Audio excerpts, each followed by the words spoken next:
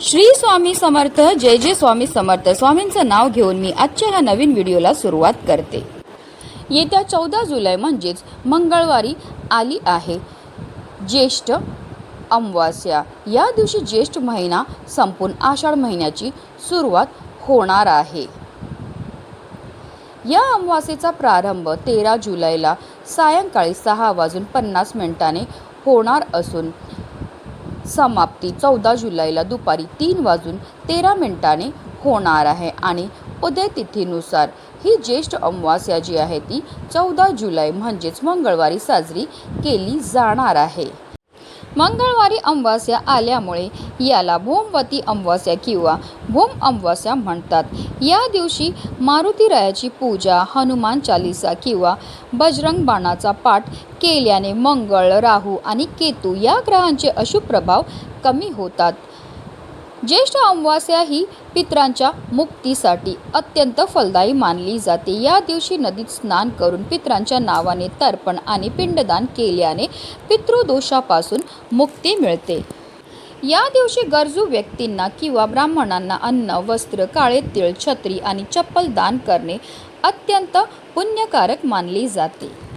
पूर्वजांना प्रार्थना करणे, कालसर्प दोष दूर करणे, मंगळ दोष शांत करणे आणि दान धर्म करण्यासाठी हा दिवस खूप शुभ मानला जातो. अमावास्येचे अधिपती देवता शनिदेव आहेत. या दिवशी हनुमानाची पूजा केल्याने शनीच्या 7.5 आणि ढय्या चक्राचा प्रभाव कमी होतो. शिवाय मंगळवार सोबत होणाऱ्या युतीमुळे राहू, केतू आणि मंगळ यांच्या अशुभ प्रभावापासून दिलासा मिळतो. अमावास्येला पिंडदान, तर्पण आणि अन्नदान करणे हा एक प्रभावी उपाय मानला जातो. यामुळे असंतुष्ट पूर्वज प्रसन्न होतात आणि सुख समृद्धीचा आशीर्वाद देतात.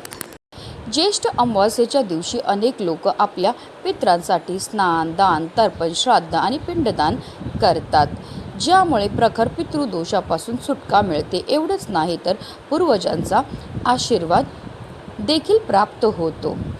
धार्मिकदृष्ट्या हा दिवस अतिशय महत्त्वाचा असल्यामुळे या दिवशी काही प्रभावी उपायांनी सेवा देखील केल्या जातात. आणि म्हणूनच ज्येष्ठ अमावास्येच्या दिवशी तुम्ही काही नाही केलं तरीही चालेल, पण करा. एक नारळाचा अत्यंत प्रभावी उपाय. हा उपाय केल्यामुळे आपल्याला सर्व कामामध्ये यश प्राप्त होणारच आहे, पण फक्त 24 तासामध्ये आपल्या घरामध्ये असणारी जेवढी पण नकारात्मकता, इडापिडा, नजरबाधा नष्ट होऊन आपल्या घराची, आपल्या मुलांची, आपल्या पतीची भरभरून अशी प्रगती होणार आहे. तर हा उपाय आपल्याला कसा करायचा, कोणत्या वेळेत करायचा, त्याबद्दल सविस्तर आणि महत्त्वाची अशी माहिती मी तुम्हाला या व्हिडिओमध्ये देणार आहे. तर व्हिडिओ पूर्ण पहा आणि जर तुम्ही माझ्या चॅनलवर नवीन असतील तर चॅनलला सबस्क्राईब करा आणि शेजारी बेल आयकॉनसुद्धा प्रेस करा, जेणेकरून तुम्हाला माझ्या नवनवीन व्हिडिओचं नोटिफिकेशन हे मिळत राहील आणि तुम्ही एक पण व्हिडिओ मिस करणार नाही. आणि कमेंटमध्ये ओम पितृदेवाय नमः लिहायला विसरू नका. भौमवती अमावास्येच्या दिवशी आपल्याला सूर्योदयापूर्वी पवित्र नदी, तलाव किंवा गंगाजल मिश्रित पाण्याने स्नान करून सूर्यदेवांची प्रार्थना करायची आहे. त्यानंतर आपल्याला दक्षिणेकडे तोंड करून तांब्याच्या भांड्यात पाणी, गंगाजल, काळे तीळ, दूध आणि कुशागवत घेऊन पूर्वजांना प्रार्थना करायची आहे. त्यानंतर आपल्याला घरातील देवघरात दिवा लावून घ्यायचा आहे. भौमवती अमावास्या असल्याने भगवान हनुमान आणि भगवान मंगळदेव यांची विशेष प्रार्थना करा. हनुमान चालीसा किंवा बजरंग बाणा म्हणणे शुभ मानले जाते. पूर्वजांसाठी घरी सात्विक भोजन तयार करा. अग्नीत शेणाच्या गौऱ्यांना तूप, गूळ आणि अन्न अर्पण करा. त्यातील काही भाग गायी, कावळे, कुत्रे, मुंग्या आणि ब्राह्मणांसाठी बाजूला ठेवा. मान्यतानुसार अमावास्येच्या दिवशी पूर्वज कावळा, कुत्रा, गाय या रूपामध्ये अन्न ग्रहण करण्यासाठी येतात. या दिवशी श्रीहरी विष्णू आणि माता लक्ष्मीच्या पूजेला सुद्धा विशेष महत्त्व दिलं जातं. आता हा उपाय आपल्याला कधी करायचा, तर हा उपाय आपल्याला अमावास्येच्या दिवशी संध्याकाळी 6 वाजल्यापासून अगदी तुम्ही 9:30 वाजेपर्यंत सुद्धा करू शकतात. नारळला हिंदू धर्मात खूप पवित्र मानलं जातं. धार्मिक विधींमध्ये त्याचं महत्त्वाचं स्थान आहे. नारळ हे शुभ आणि समृद्धीचे प्रतीक मानले जाते. म्हणूनच कोणत्याही शुभ कार्याची सुरुवात नारळ फोडून केली जाते. नारळ भगवान गणेशाला विशेष प्रिय आहे. तसेच नारळ हे ब्रह्मा, विष्णू आणि महेश या त्रिमूर्तीचे प्रतीक मानले जाते. नारळावर असलेले 3 डोळे ची तुलना भगवान शंकराच्या त्रिनेत्राशी केली जाते, ज्यामुळे ते आणखी शुभ मानले जाते. पौराणिक कथेनुसार भगवान विष्णू जेव्हा पृथ्वीवर अवतरले तेव्हा त्यांनी आपल्यासोबत लक्ष्मी, नारळाचे झाड आणि कामधेनू या 3 गोष्टी आणल्या.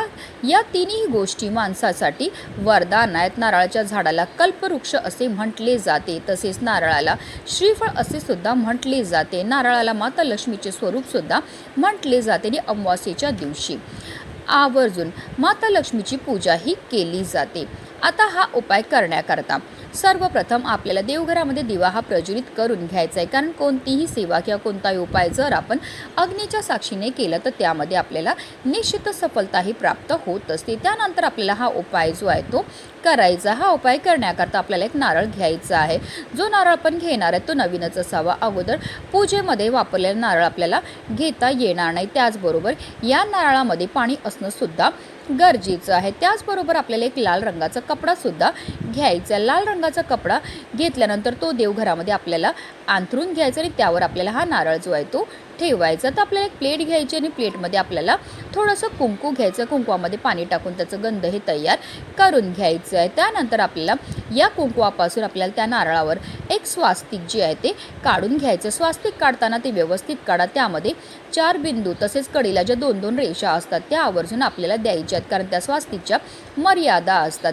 स्वास्तिक काढून झाल्यानंतर आपल्याला नारळाला हळद, कुंकू, अक्षदा, धूपदीप, अगरबत्ती दाखवून घ्यायची आहे. त्यानंतर तिथेच बसून आपल्याला काही सेवा ज्या आहेत त्या करायच्या आहेत. आपल्याला 1 माळ श्री स्वामी समर्थ या मंत्राचा जप करायचा आहे. त्याचबरोबर आपल्याला 1 माळ भगवान दत्तात्रेयांच्या बीज मंत्राचा जप करायचा आहे. तो म्हणजे ओम द्रा दत्तात्रेय नमः. पुन्हा एकदा सांगते, ओम द्रा दत्तात्रेय नमः या मंत्राचा आपल्याला जप करायचं. त्याचबरोबर आपल्याला 1 माळ शबरी मंत्राचा जप करायचा आहे.